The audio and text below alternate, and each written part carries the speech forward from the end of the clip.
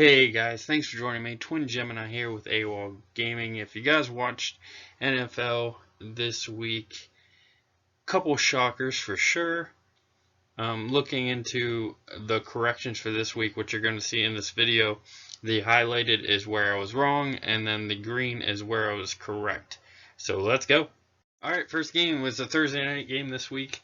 I was correct with the Browns. They won 35-30. Baker Mayfield, 2 touchdowns and interception, also correct there. Off on the yardage with 219. Chubb, 2 touchdowns, had less yardage than what I thought with 124. Odell Beckham had a touchdown, 74 yards. Defensively, nothing there. On the Bengals side, I did have the interception. Defensively, the rest was history. Didn't get anything. Joe Burrow did have a good game with 316, 3 touchdowns and interception. If you guys watched that game, it was actually interesting, which was I thought it would be a little more high scoring, but it was all in all a good game. It'll be exciting to see what happens, to see if Bengals can get their first win against the Eagles next week, and if the Browns can continue the win streak. All right, next game was the Broncos and the Steelers. I did get this wrong. I thought the Broncos would win. Close score, 21-26. Steelers ended up winning, and I think a lot of it was because of Drew Lock's injury, which hopefully the Broncos could recover for that. But Driscoll came in, didn't do too awful. 2 touchdowns and interception there. I didn't get anything right until the defensive side for the Broncos. Johnson had 8 tackles, decent day. Interception and a fumble caused by the defense. On the Steelers side, Roethlisberger had a big day, 311, 2 touchdowns. Did have an interception, though. Connor, 106 yards, predicted touchdown. Claypool, we seen that if you watched. He had one big play, gave him all that yardage, 88 yards with 1 touchdown. Hayward didn't really do anything. And, again, it'll be interesting to see Steelers, can they go 3-0, and the Broncos, how do they look without Locke?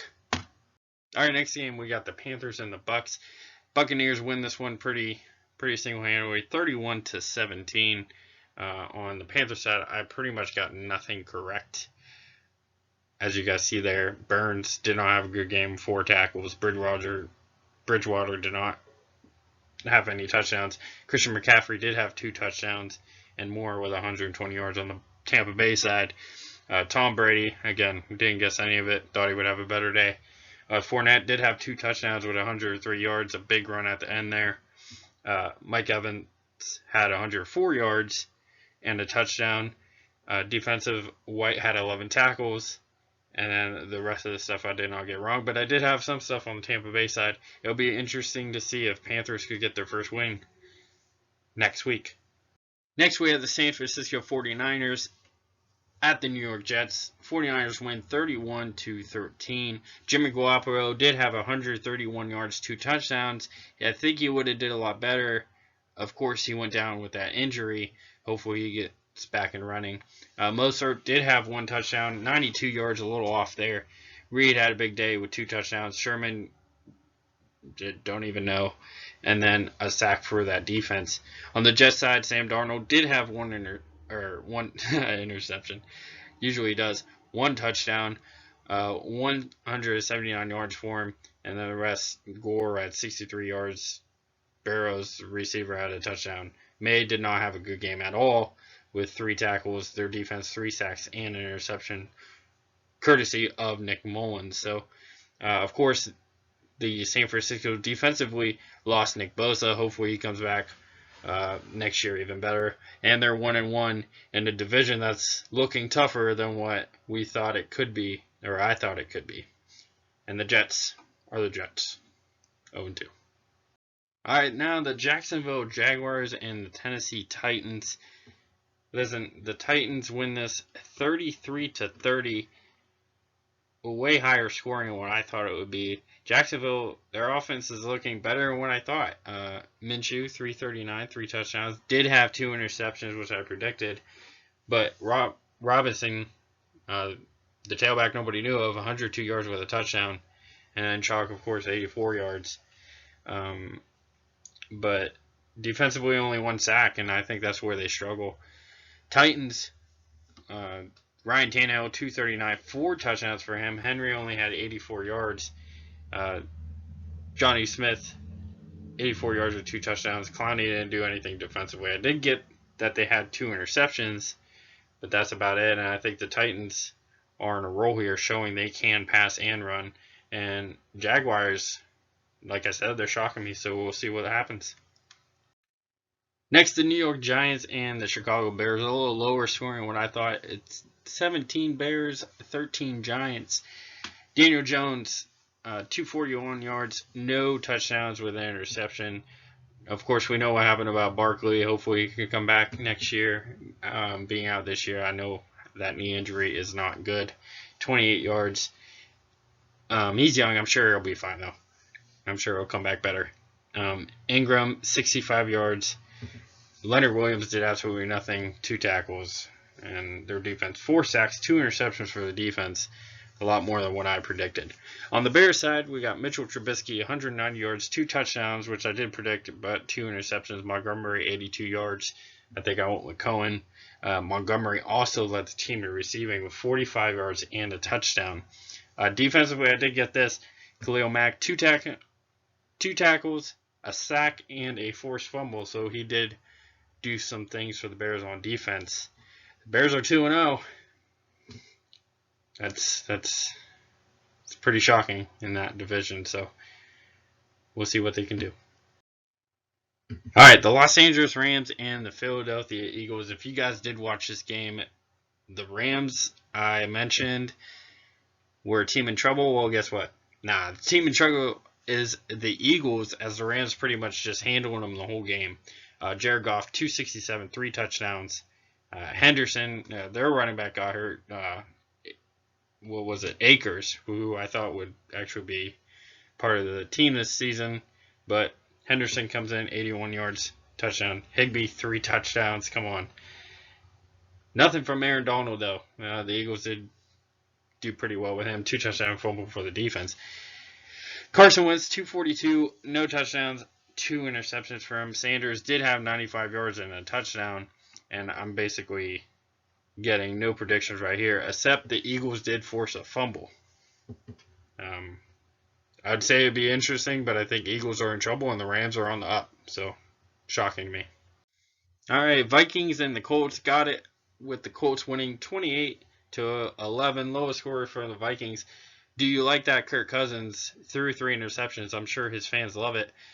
Dalvin Cook with a touchdown. I did predict only 63 yards for him. Thielen only had 31 yards. He was non-existent. Kendricks did have 11 tackles, and the defense did have 2 sacks. On the Colts side, Rivers did not do as good as I thought. 214 with a touchdown and a reception. Taylor did have his first ever rushing touchdown with 101 yards. Good game for him. Ali Cox, don't know who it is, but 111 yards. Rhodes, didn't even see him out there. That's sad. He was one of the best corners in the league, and now can't even get on the field. So, and then 2 sacks and 3 interceptions. Did not expect that from that defense. Going forward, I think the Vikings need to shape it up here. They're probably in the same boat as the Eagles. All right, the Lions and the Packers. No surprise here for me. Packers 42-21, which I guess the Lions score right. Just saying. But Matt Stafford, 244. It was close. 2 touchdowns, only 1 interception. Didn't really get much left. Peterson, I thought he might be able to beat something against the Packers, but 41 yards. Hawkinson 62. Trufant, I didn't even see him out there. 1 sack for the defense. Packers 240 for Aaron Rodgers, a lot less than what I thought. 2 touchdowns, no interceptions. Jones, that's why Aaron Rodgers didn't have a good game as thought. 168 yards for Jones, 2 touchdowns. Adams again, 36 yards. Jadarius Smith, 1 tackle, didn't do anything. I did get 3 sacks on the defensive side. Looking at the Lions' future, as predicted, did not think they would do well. And the Packers, 2-0. All right, next we got the Atlanta Falcons and the Dallas Cowboys. Listen, all I'm going to say is if you guys seen that on Sidekick, why did Atlanta just watch the ball? It's bad coaching. Get Dan Quinn out of there because he doesn't know what he's doing. I mean, they just blow leads all the time. I don't know what to think. But Dallas Cowboys win. Thanks for getting my prediction right. 40-39, higher scoring than what I thought. Matt Ryan, if you ask him, Falcons should be 2-0. He's 273, 4 touchdowns. Todd Gurley, 61. Calvin Ridley, same thing, doing it again. 109, 5 tackles. Neal, only 5 tackles, no thing. They had 4 forced fumbles. Didn't get any predictions right on their side. What I did get right, Dak had 1 passing touchdown, 3 touchdowns total, 450 yards passing. Zeke, 89 yards with a touchdown. Cooper, 100 yards. Lawrence didn't do anything. Defense had a sack. And now that the Cowboys are 1-1, NFC East looks like it could be theirs, and the Atlanta Falcons need to figure out what they're doing. Next, the Buffalo Bills and the Miami Dolphins. A lot higher scoring for the Dolphins than what I thought. Bills win 31-28. Allen, 415, 4 touchdowns, no interceptions. Didn't get any rushing right. Allen only had 19 yards. Brown did have a touchdown and 82 yards, more than what I expected. Edmonds, I didn't even see him out there. 3 sacks and a fumble for the defense. On the Dolphins side, Fitzpatrick looked better. 328 yards, 2 touchdowns. Gaskin only 46 yards. Defensive-wise, they did have a sack and no interception that I predicted. They did also force a fumble. Dolphins 0-2. Didn't think they would be that good. And the Bills are 2-0. All right, Washington football team versus the Arizona Cardinals. I was close on Washington here, 15-30. Cardinals win. Haskins did have a touchdown, and McLaurin also had a touchdown with 125 yards. Fuller, nothing for him, and the defense did have an interception. On the Cardinals side, Murray had 3 touchdowns and an interception. Two of them were rushing, 286 yards for him. Drake only 86 yards. Fitzgerald had 50. Baker 4 tackles, and the defense had 4 sacks. Cardinals here 2-0 in a hard NFC West division, it looks like. And Washington football team drops to 1-1, and it looks like they might compete with Dallas. Baltimore Ravens versus the Houston Texans. That's close here. Ravens win 33-16. Jackson 204 yards with a touchdown, 54 yards. Didn't get any of that. Dobbins did not have the game I thought. Brown did not have the game I thought. Peters, 2 tackles and did have an interception, and the defense pulled out an interception with 3 sacks and a forced fumble. On the Texans side, Watson with a touchdown and an interception, did predict that, 275. Johnson did not have a good game as I thought. Stills did not have a good game, but Watt did have 2 tackles and 2 sacks. On the right side, defensively, 4 sacks total. Texans 0-2. They need to try to right the ship here, and the Ravens, looking at the 2-0 Chiefs next week, should be an exciting game. All right, Kansas City Chiefs and the Chargers. Kansas City edges them out in overtime, 23-20. More close game than what I thought it was. On the Kansas City side, did not predict anything. Mahomes did have a decent game, 302 with 2 touchdowns. Eli did not, 38 yards. Kelsey, 90 yards and a touchdown. Ward wasn't even out there. 2 sacks and interception for the defense. On the Chargers side, if you did not hear about the Taylor getting ejected into the ribs, he's probably, I would assume, out for the year now. So Herbert steps in. 311 yards, 2 touchdowns with an interception. Eckler, 93 yards. And then Harris only had 4 tackles for the defense. I did predict the Chargers would get a sack here. Chargers are 1-1, so at least they're better than the Broncos. Something I didn't into it. All right, the Sunday night game, Patriots versus the Seahawks. Seahawks win this game on the last play, 35-30. Cam Newton, if he would have hesitated and ran to the left side, I think we'd be talking differently. But Newton did have a big passing day. 397, 3 touchdowns with an interception. Nothing by Sonny Michel. Actually, I think Cam Newton led again in rushing. I need to predict that for next week. Defense McCourty did have a tackle in that interception on the first drive for the Seahawks, and then 1 sack for the defense total. On the Seahawks side, Russell Wilson, 288, 5 touchdowns with that interception. 5 touchdowns against the Patriots D. Never see that coming. Chris Carson did have a decent game, 72 yards with a touchdown. DK Metcalf, that big catch over Stephon Gilmore. Yes, I did watch the game. Wagner, only 5 tackles, really non-existent. 1 sack for the defense and an interception. And going into it, Seahawks in that tough division, 2-0, along with the Cardinals and the Niners. So it'll be interesting to see how it is going forward. And the last game of the week, the Saints versus the Las Vegas Raiders. Raiders come out with a win, 34-24, in their first win in their new stadium.